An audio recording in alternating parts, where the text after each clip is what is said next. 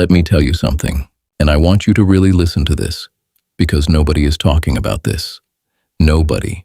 The media will not touch this story. They are too scared, too dishonest, too busy covering everything else to tell you what really happened inside those Kremlin walls for 28 straight years. 28 years. Can you even imagine that 28 years of your life, controlled, monitored, watched, manipulated, punished, every relationship destroyed, every dream denied, every choice taken away, every love ripped from your hands, the moment someone decided you were not allowed to have it? And who did this? Who was capable of this level of control, this level of cruelty, this level of absolute ownership over another human being? The most powerful dictator in Soviet history, the man who controlled the largest country on earth, the man who had generals executed, the man who sent millions to die in frozen labor camps, the man whose name made entire governments tremble with fear. That man could not control his own daughter, not for 28 years of trying. Not for 28 years of slapping her and arresting her lovers and forcing her into marriages and lying to her about her own mother's death and denying her the right to study what she loved and watching her every move with the full apparatus of Soviet state power. He tried everything, and she walked away from all of it. On a Tuesday evening in New Delhi in 1967, she got into a taxi, drove to the American embassy, and asked for freedom. And when she got to New York, she stood in front of every camera in the world, burned her Soviet passport, and told the truth out loud. This is that story. And believe me, it is one of the greatest stories you will ever hear in your life. Here are all 6 keynotes explained in full flowing detail. No subheadings, no closing summary sentences, no source citations, and each one well over 200 words.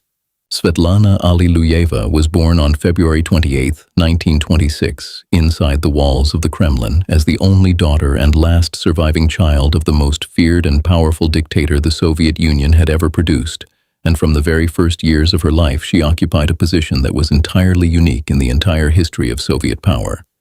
She was the one human being on earth that Joseph Stalin appeared to love with something resembling genuine human warmth.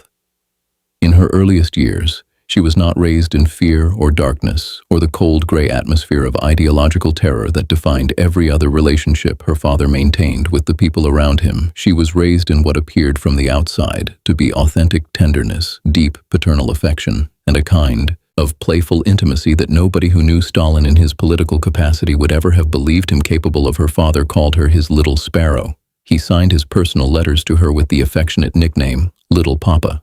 He allowed her to give him orders in childhood games where she would play the boss and he would play the obedient servant, submitting to her commands with theatrical exaggeration that made her laugh. She was so beloved and so publicly celebrated throughout the entire Soviet Union that she became the Russian equivalent of a national sweetheart, her name and face known in every corner of the country from Moscow to the furthest reaches of Siberia.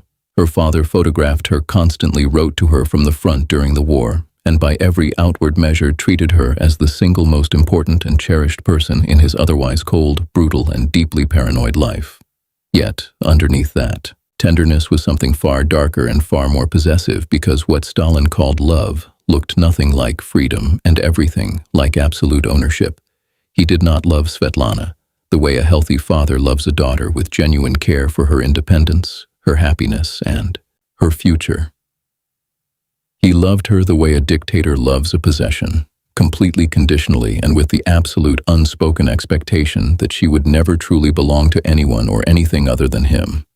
The first time Svetlana Alliluyeva dared to love someone without her father's explicit permission, the response that came was so swift, so brutal, and so wildly disproportionate that it immediately and permanently shattered any illusion she had ever held about the nature of the affection he claimed to feel for her. At just 16 years old, barely a teenager, barely old enough to understand what love truly meant, Svetlana fell deeply and genuinely in love with a Jewish Soviet filmmaker named Alexei Kapler, who was approximately 20 years her senior. He was everything the cold gray world of the Kremlin was not.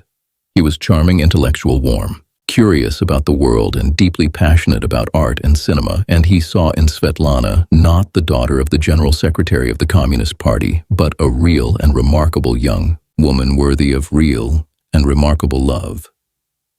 They spent time together. They talked for hours. They exchanged letters, and for perhaps the first time in her entire life, Svetlana experienced what it felt like to be seen as a person rather than a possession. When her father discovered the relationship, he did not respond with the measured concern of a worried parent. He did not sit her down and express his reservations. He did not ask her to be careful or to think about her choices. He slapped her twice across the face, and within hours had Alexei Kapler arrested by the Soviet secret police. Kapler was sentenced without trial to 5 years of hard labor in a Siberian camp, followed by a further 5 years of internal exile. 10 years of a man's life taken away in a single act of fatherly rage driven entirely by the fact that his daughter had dared to feel something he had not authorized. Svetlana later described this moment in her memoirs and in numerous interviews as one of only 2 events in her entire life that she said had broken her life, and she used those exact words, "broke my life," with a precision and a weight that made clear she was not speaking metaphorically, but describing a genuine and permanent fracture in her understanding of who her father was, and what his love actually cost the people who received it. After the violent destruction of her relationship with Alexei Kapler, Svetlana did not find freedom through marriage. She discovered instead that marriage was simply another domain in which her father exercised the same total and suffocating control that he exercised over every other aspect of her existence, and that the institution of marriage, far from offering her an escape from his grip, was in practice another mechanism through which that grip was tightened and maintained. Her first husband was a Jewish classmate named Grigory Morozov, whom she met while studying at Moscow State University, and whom she chose to marry at least partly because she believed, as so many young people in impossible situations believe, that the act of starting her own family might create a boundary between herself and her father's world that he would be bound to respect. She was wrong.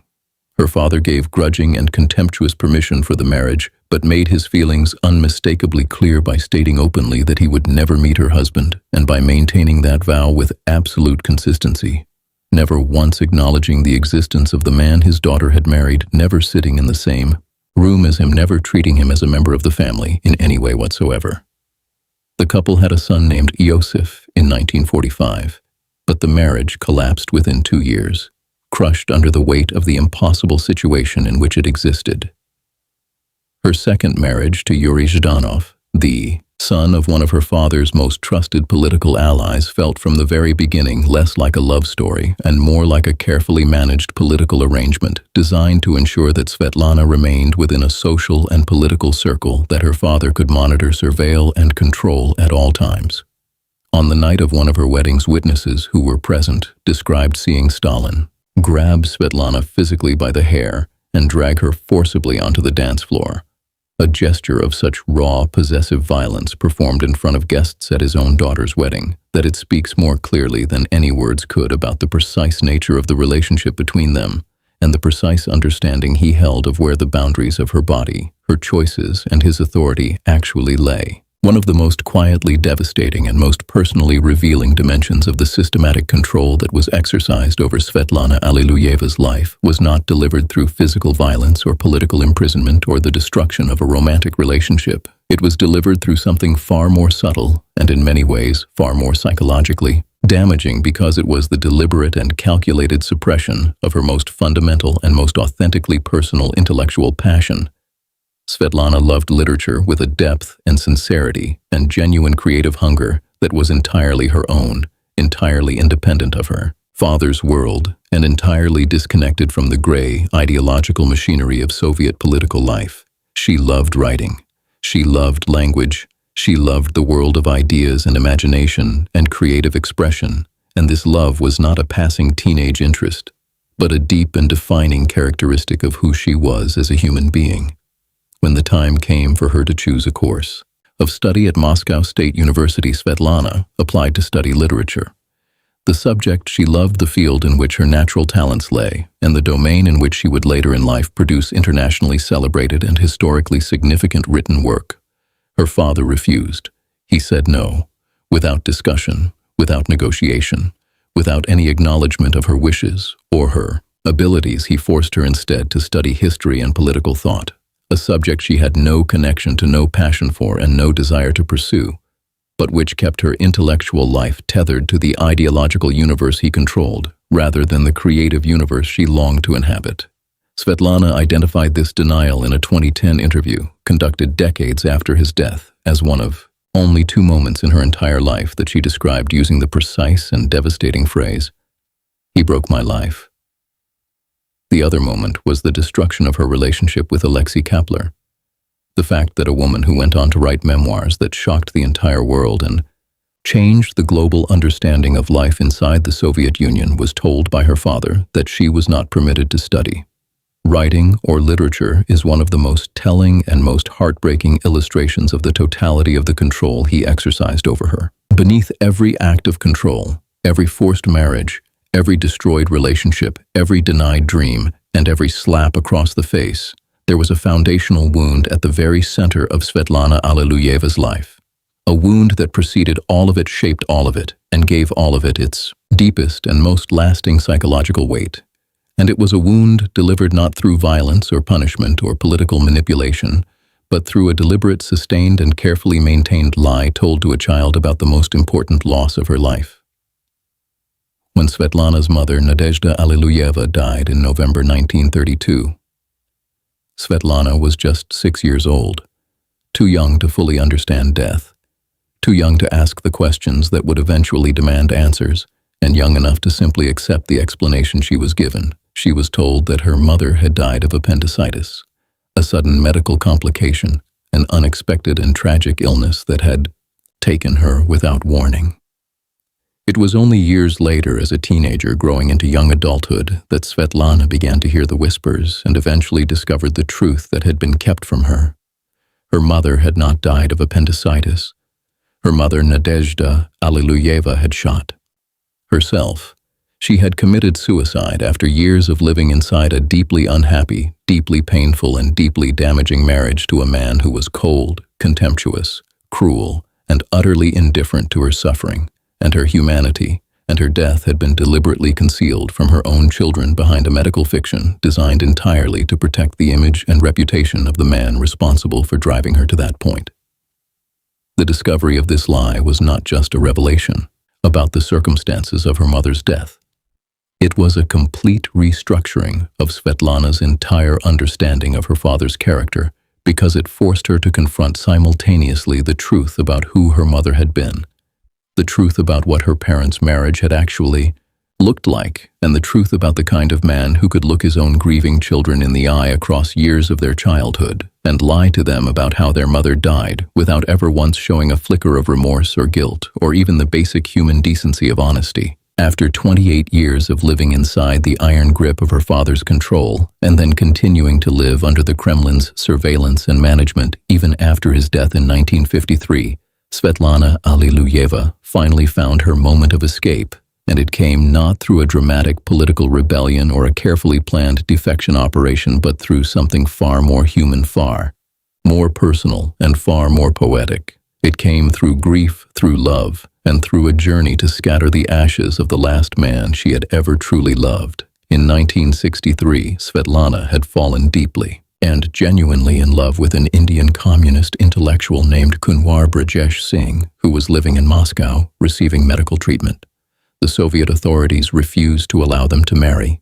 They monitored the relationship, they controlled the access, and they exercised over this final love of her adult life, the same suffocating possessive authority that had been exercised over every relationship she had ever attempted to build.